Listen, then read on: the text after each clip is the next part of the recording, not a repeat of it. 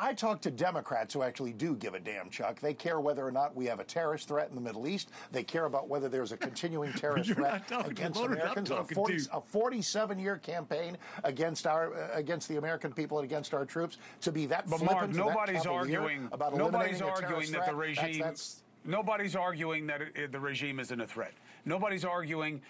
We're not seeing what we saw between Israel and Gaza, where you saw a lot of people on the left lining up to support, the Palestinians and Hamas and against Israel. That's not what's going on here.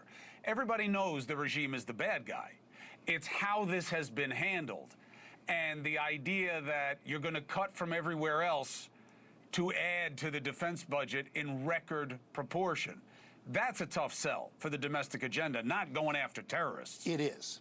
It absolutely is. And in the midterms, this is a risky thing, especially to do in the midterms, because you have people like Chuck over here suggesting that all this government money, instead of going to the Pentagon, where government money properly goes, should be, I guess, showered over all kinds of people so they can make rent, when it's our job to make rent and the federal government's job to protect America. We need to protect America. The war effort is either going to be worthwhile or not worthwhile. We'll see how the war goes. The notion that nobody cares whether the war is successful, I dare say that's a sliver of a minority view.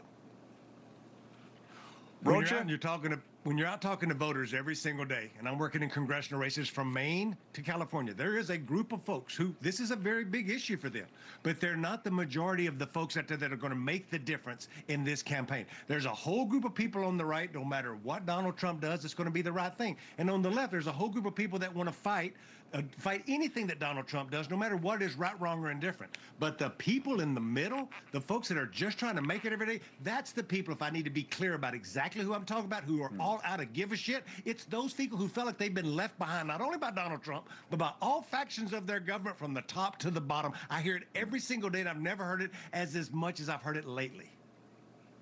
I'll tell you what. Well, and I expect you're talking to a lot of, and I expect you're talking to a lot of Democrat voters, which I would expect to hear from Democrat voters. I hear from the occasional Democrat on my show, but also a lot of Republicans who have those same concerns. It's not like it's that much of a black and white Berlin Wall between the sides. But ultimately, to go back to my first point, it's going to depend on whether the war is successful. Can we dare take a minute and hope and pray that this operation is successful so that we can have a lower terrorist threat that's the only part I disagree as well? Hold on, Mark. That's the only part that I find.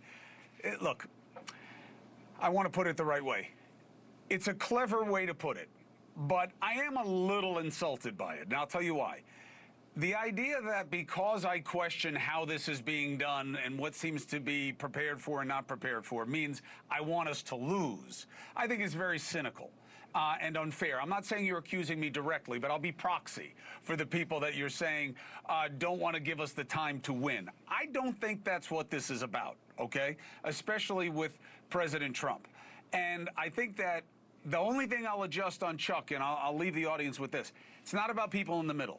Nobody wants to be in the middle of anything, because all that happens when you're in the middle of a fight is you get hit by both people, okay? It's a different metaphor now. The fringe on each side or in one section of the stadium, and the Jumbotron and all the announcers just keep focusing on that section. But they're 2/3 of the rest of the stadium that is a mix of people like you two chooches and this chooch in the middle, where we all care about the same things. We just don't have agreement on the same ways that we should deal with it. That's 2/3 of the stadium.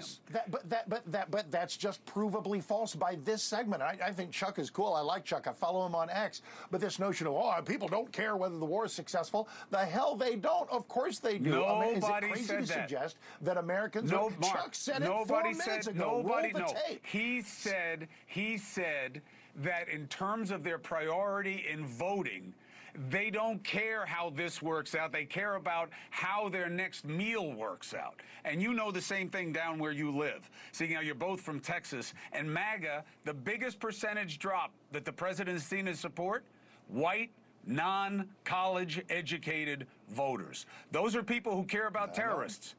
They just care more about what's terrorizing their daily lives. I got to jump. Mark, thank you. Chuck, thank you. You've cleaned up the quote heavily. Thanks, man. Appreciate it. I'll clean it up. I'll talk to you soon. Thank you for watching. Subscribe below and download our NewsNation app right now on your phone, and you will get fact-based, unbiased news for all Americans.